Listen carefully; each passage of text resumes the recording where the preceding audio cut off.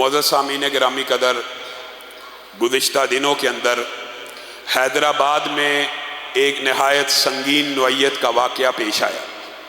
حیدرآباد کے اندر ایک شخص نے حضرت عمر کی توہین کرتے ہوئے ان کا ایک پتلا بنایا اور اس پتلے کو نذر آتش کیا اور حضرت عمر کی شان کے اندر بہت برے الفاظ ادا کیے۔ یہ جو واقعہ ہے یہ اس بات کے اوپر دلالت کرتا ہے کہ ایک عرصے سے ہم جس بات کو اٹھا رہے ہیں کہ ناموس صحابہ کا جو بل ہے اس کو پاس کیا جائے، اور اگر اس کو پاس نہ کیا گیا تو اس طرح کے واقعات پیش آئیں گے۔ وہی واقعہ حیدرآباد کی سرزمین کے اوپر پیش آ گیا۔ کہاں ہے وہ لوگ جو یہ بات کرتے ہیں کہ اصل مسئلہ جی سیدنا امیر معاویہ اور سیدنا ابو سفیان اور بنو امیہ کا ہے؟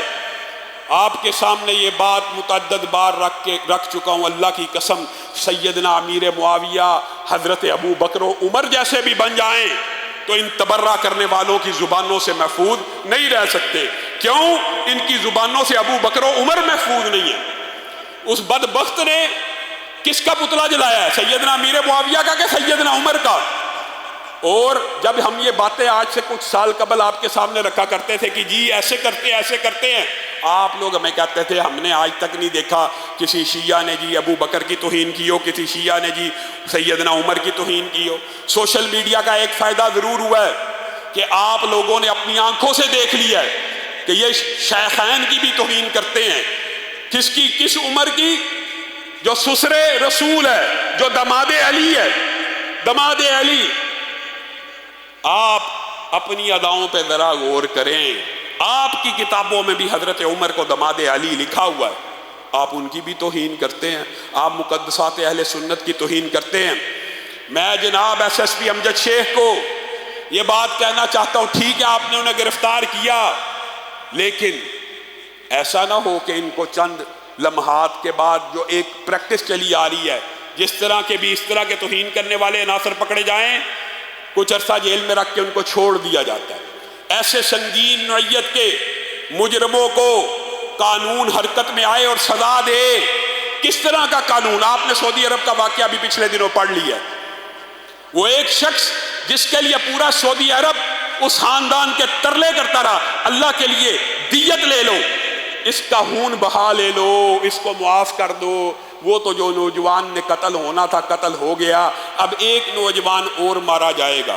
اور کس انداز میں انہوں نے ترلے منت نہ کیے، اپنی پگڑیوں کو زمین پہ رکھا، اپنے ناکوں کو ریت میں رکھا، لاکھوں کے سونا ہیرے جواہرات پیشکشیں کی۔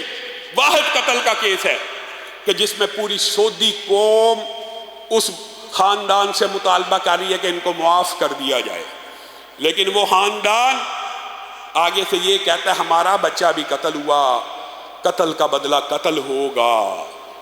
آخری لمحات تک ان کو منانے کی کوشش کی گئی، لیکن قانون یہ ہے، آئین یہ ہے، پوری سعودی قوم چاہتی ہے معاف کر دیا جائے، بادشاہ چاہتے ہیں معاف کر دیا جائے، پرنس چاہتا ہے معاف کر دیا جائے، سفارشیں جاری ہیں، لیکن آخری فیصلہ اس خاندان کے ہاتھ میں۔ انہوں نے کہا نہیں، قصاص لیں گے، قرآن کی آیت ہے قصاص میں حیات ہے، ہم بدلہ لیں گے۔ پھر اس نوجوان کے سر کو قلم کر دیا گیا، پھر اس کی مغفرت کی دعائیں پوری سعودی قوم نے کی، اور مسجد اس کے لیے مغفرت کی دعائیں ہوئی، لیکن کیا یہ ہوا کہ اس کی گردن نہ کاٹی گئی ہو؟ پوری قوم چاہ رہی ہے نہ کٹے، قانون حرکت میں آیا اور کٹ گئی۔